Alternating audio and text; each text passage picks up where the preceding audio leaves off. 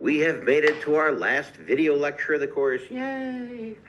And I am honored that we've gotten this far together and that you put your trust in me and in the University of Education of Business and the University of St. Francis so that we could be good stewards and good neighbors in the world to the people we served.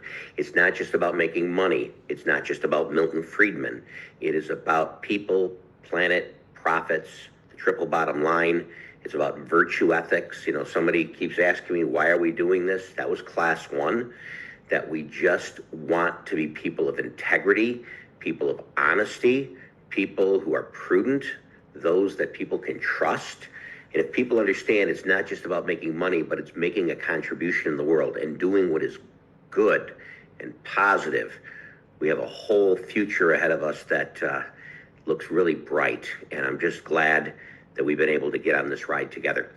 So this particular course, this class that we are taking, we are not going to have a test, and you're not going to be responsible for the material in this class with the exception of your personal mission statement, which we are going to discuss. I am giving you a study guide for the final exam.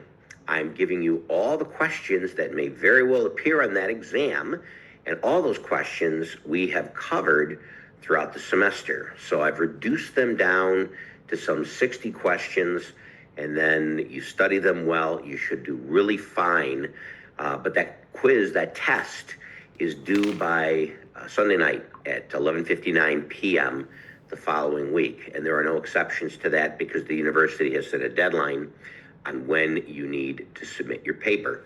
So what we're going to do is we're going to show you how to access that study guide. And then what we're going to do is we're going to review a few things we've done this semester, a few extra pointers, and then we will talk about that personal mission statement. So in this module of the Canvas, we've given you a couple videos on how to write a personal mission statement and why ethics still matter, reviewing that which we discussed in module 1 of the course. You'll then notice that we have our guide for creating a personal mission statement, and then the PDF of the online lecture that I am presenting to you right now, and then the final exam activity sheet. If you click that final exam activity sheet, you are going to be accessing all the questions that we are covering during this final exam. And I promise you, it's really simple, it's really easy, it's a review. It should not be difficult at all if you've been taking good notes in the course, if you've been following the activity sheets. All you have to do is go back to what you've done in the past, review those questions, and then the final exam should be a piece of cake. So as we go through this together, once again, we're covering some of the basics we have reviewed every single week in this course.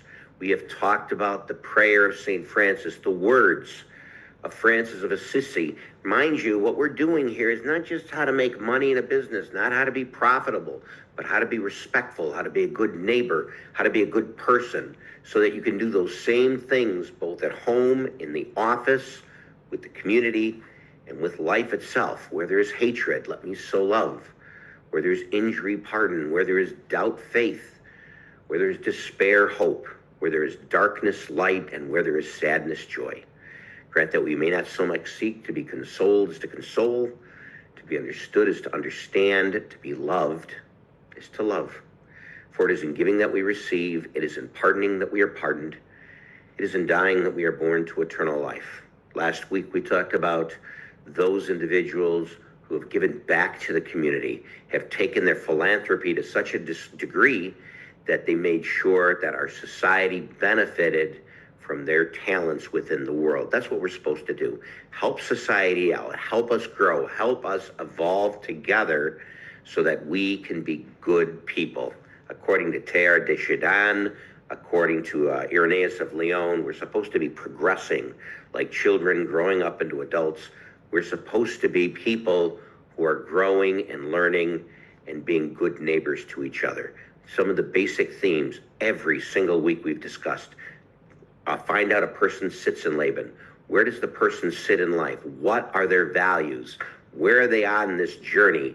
And walk with them on this journey, helping them get to the place where they need to go, but respecting who they are and listening to their story. Build the good personal relationships. Get to know the people with whom you are communicating. Get to know your stakeholders.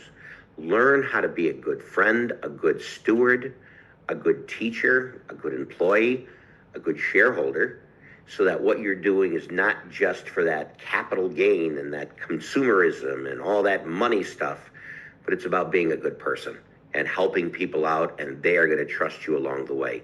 Welcome, hospitality, do unto others. These are themes that I've incorporated into my personal mission statement, and I hope in some ways you can incorporate into yours. The 5 P's of ethical power. Having a purpose in life. What is your reason for being here? Everybody has a purpose. Each one of us has a purpose.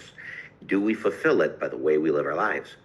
Are we prideful? Do we really care about the business, about the life that we're living, and the people who are part of it? It's kind of like a parent who sees a child leave the home and making a name for himself or herself. And you have that great feeling inside that whatever you have done has paved the way for that child to do well in the world. Having patience.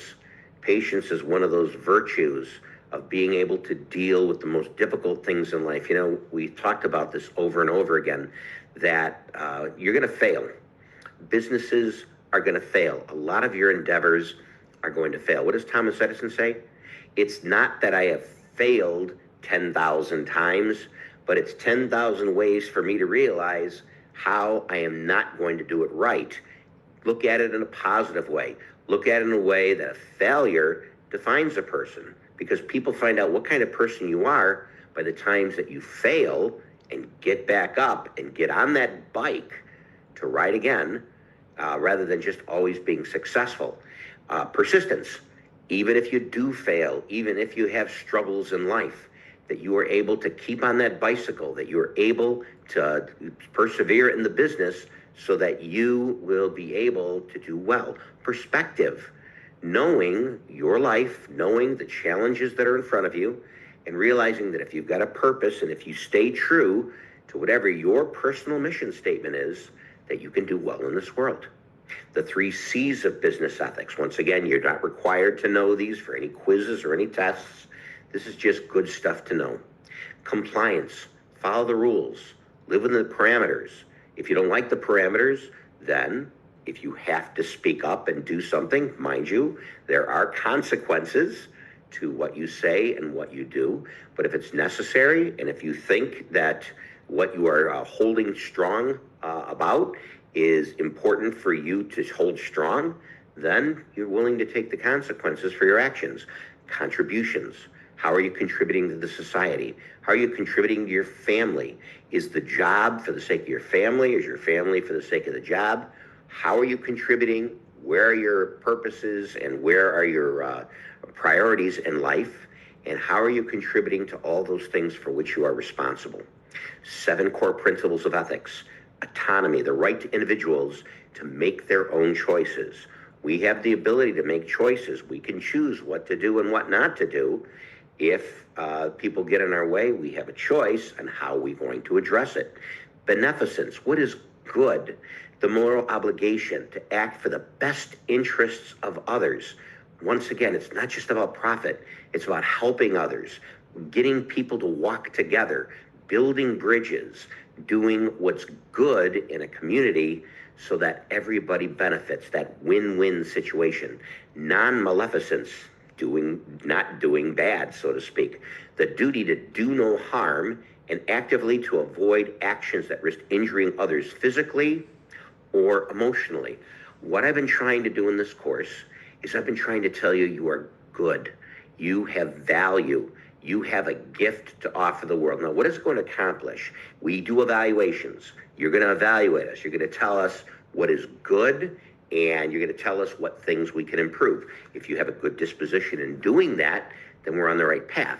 But if we are maleficent, if we are the kind of person that wants to tear somebody down and say kinds of things that are going to hurt people because our disposition is mean, then we are not helping the business. We are not helping our society. It's always got to be in a disposition. What is that alpha motor? We have to have a disposition of a good heart. Justice. the commitment to treating everyone fairly, equitably, and impartially without prejudice. That's the veil of ignorance that we've described. Putting that veil on every single person to realize that that person, we're not going to judge them by race, color, creed, gender, way of life. We're going to treat them as a person, a human being who has value and has importance and has a story to tell from which we can learn. And the more stories we learn, then the company can grow, then our lives can grow, and we all become better for it. Veracity, to tell the truth. The principle of truth-telling, honesty, transparency in all communications, so that when people talk to us, they know whether they agree with us or like us, at least what they see is what they get, and they find a person who's going to tell you what they believe so that you can go from there. They don't think of you as a liar. If people figure that you're a liar or that you deceive, they're not going to trust you.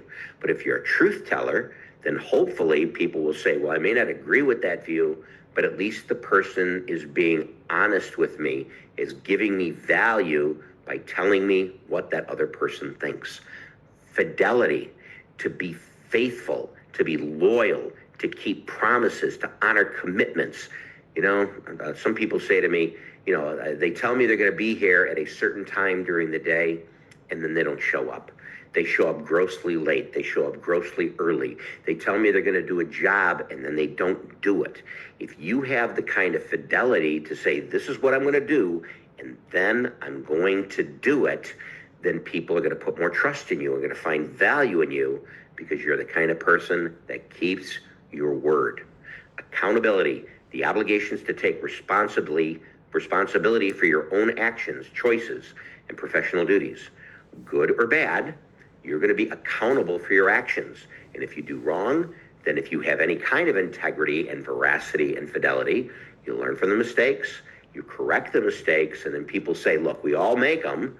We all have problems in life. You talk to me in class, and you say to me, I can't do an assignment this week. Something has happened this week. I'm struggling this week. Can you help me with a question? Can you help me learn what I did wrong? You are being held accountable. You are asking me for help, realizing that you have shortcomings, and then we work through it together. If we are that way, and if we help each other to a certain degree, then we all become better people for it. Personal mission statement. This is what we're going to discuss this week. A personal mission statement is a concise 1 to 2 sentence declaration of your core values, your purpose, and the positive impact you want to leave in the world. It acts as a North Star to guide your career, keep you accountable, help you make aligned decisions. Every person has a story. Every person should have a personal mission statement. This is chapter 11 of the book. Essentially, what we do is we try to figure out what our mission is, what is our purpose in life, and there's a worksheet that I've given you in this module that you fill out, and you're going to fill out all these different things that it tells you to do, and then you reduce them, and then you synthesize them into 1 to 2 sentences that defines who you are in a positive, good way that kind of is your inspiration, that no matter what you do in life, this is your North Star. This is what is going to guide you into the action that defines you. So we're going to give you various examples of personal mission statements. That activity sheet that I gave you to fill out, to give me that 1 or 2 sentence description about yourself, is going to be the result of all this hard work. A personal mission statement can be a foundational tool for discovering meaning, purpose, and success in life. And so there are concepts, basic concepts. A personal mission statement is a personalized philosophy. This is your philosophy, outlining what one wants to be, their character, and do, their contributions and achievements, serving as a roadmap for life decisions. You are here to learn. You are here to recognize what your statement is, what other people's statement is, so that we can share that statement with others, learn from others, and be guided by that statement to become better people and more enriched people as we walk along. Principled, centered living, grounding one's mission in stable, unchanging core principles. If you get married and if your spouse says, well, I'll get married, but I'm going to change that person in this way, and this way, after we say our I do's, it doesn't work that way. The person is who they are. They're going to evolve, they're going to grow, but probably their core statements are going to be the same throughout their entire life. And that's who you're marrying, and that's who's your friend. Those are the basics that we need to understand. Me as a teacher, you as a student, each of us have core principles that weave through our life, and we filter everything through those core principles. Subconscious influence through present tense writing. So in this particular case, we're not going to look about what we want to do in the future. We're not going to talk about the problems we have in the past. What we're going to do is say, this is who we are right now.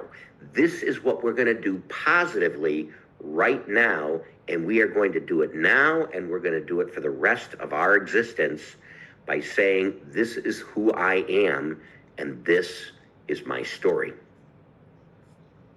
Role-based execution.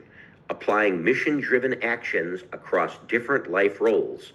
And you're going to be the same person, you're going to have these same core values, but you're going to have different roles in life. You're going to be a child, you're going to be a parent, you're going to be a grandparent, you're going to be a worker, perhaps you're going to be an executive, perhaps you're going to be a shareholder, perhaps you're going to be a good citizen, perhaps you're going to be a leader in your family or your community or your job or your religion or whatever it might be. Whatever that role is, how is that filtered through your personal mission statement? How can individuals identify their core principles? Well, that's why we go through the worksheet.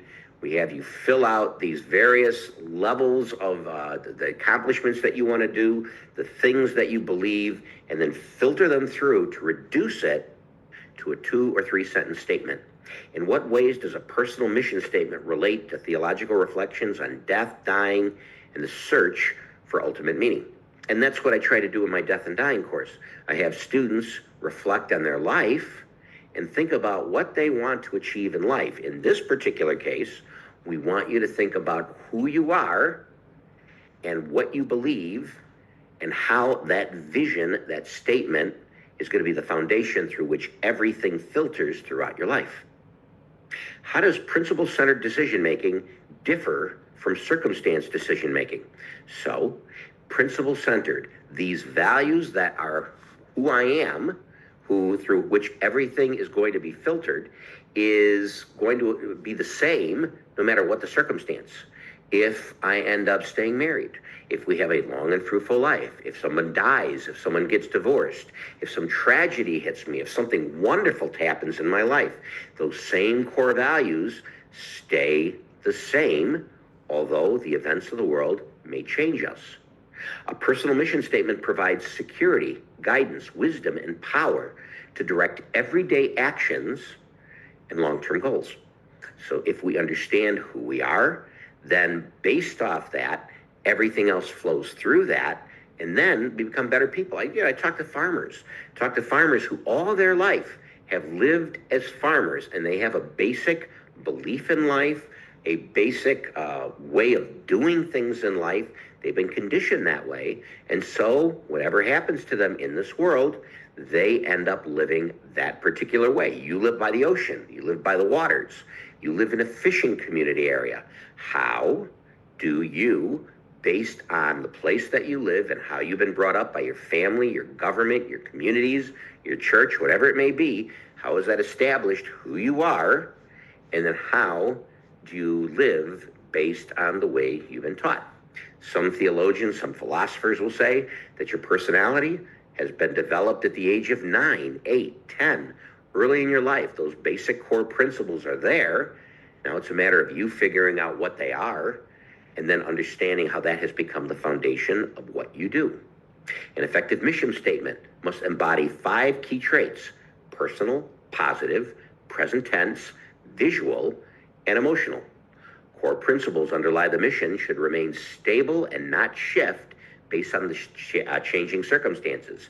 This is who you are, and no matter what happens in the world, this is who you are. Mission statements should be broken down into specific actions and applied across various life roles for practical executions. So no matter what you do in life, it's the same mission statement, but how does that mission statement affect the various things, the various jobs, the various roles that you're called to play? Writing goals in the present tense is a deliberate technique to influence the subconscious mind and reinforce identity-based habits. So essentially, if you understand who you are right now, then no matter what happens, these are the basic core beliefs that you live right now and probably will live for the rest of your life. So no matter what happens in life, people know who you are, this is your story, these are your values, and then we live by those values. Building a strong personal foundation is essential to achieving independence, meaning, and a purpose in life. So in the video, we give you 5 main missions, and you can, these get altered, whether it's live a life that will bring us true happiness and success, be an effective leader and a role model, always hold true to our integrity and values, improve the lives of other people, and life achievements. So whatever that mission statement is, it's going to affect how you treat others, how others treat you, and how you live your life. A personal mission statement is a self-defined philosophy that articulates what a person wants to be and what they want to achieve. We have read from Aristotle. We have read from Confucius. We have read from John Rawls. We have read from Immanuel Kant. We have read from Alfred Moder. We've talked on the other side about Milton Friedman, who talks about money being the main source of our life. Every one of them has a personal philosophy and a mission statement that we have covered in this course. What is your statement? What do you believe? What is the foundation through which everything passes? Being personal. It requires you to be unique and custom to the individual, ensuring genuine commitment to what you believe. Being positive, focusing on aspirations rather than fears or shortcomings. Writing in the present tense, framing your goals as current realities to engage the subconscious mind and shape habits accordingly. Make it visual, enabling yourself to a mental picture of living out your mission. Make it emotional. Connect the personal mission statement to your personal values to sustain motivation and belief. So they should be grounded in correct principles that are based on what you believe and what you do and how you are. And it's focusing and ensuring the priorities do not shift arbitrarily based on the circumstances of the world. This is who you are. This is what you believe. These are your foundational principles in life. So in this handout that I gave you to actually do a worksheet in figuring out what your mission statement is, after various people have done this and they've come to that 2 or 3 sentences that defines who they are, the end of the worksheet gives you various examples. My mission is to give for giving what I do best and what I can learn to do better. I will seek to learn, for learning is the basis for growth, and growing is the key to living. I will seek first to understand, for understanding is the key to finding value, and the value is the basis for respect, decisions, and action. This should be my first act with my wife, my family, and my business. I want to help influence the future development of people and organizations. I want to teach my children and others to love and laugh, to learn and grow beyond their current bounds.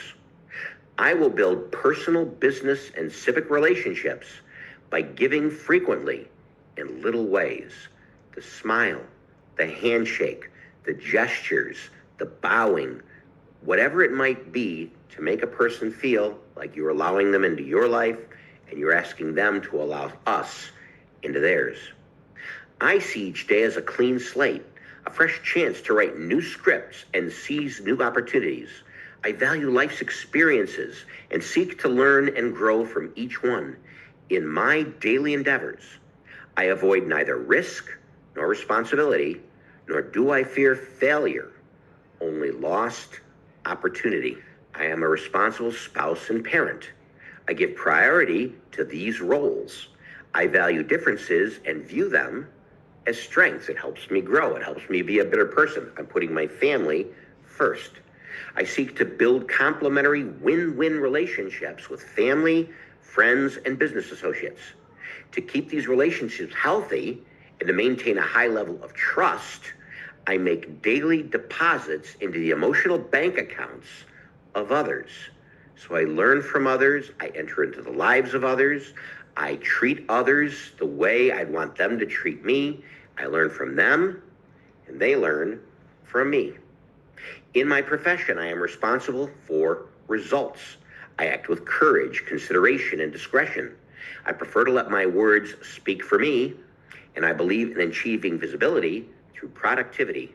In planning my wishes and days, I focus on key roles and goals to maintain balance and perspective, knowing that how I perform affects how I feel about myself.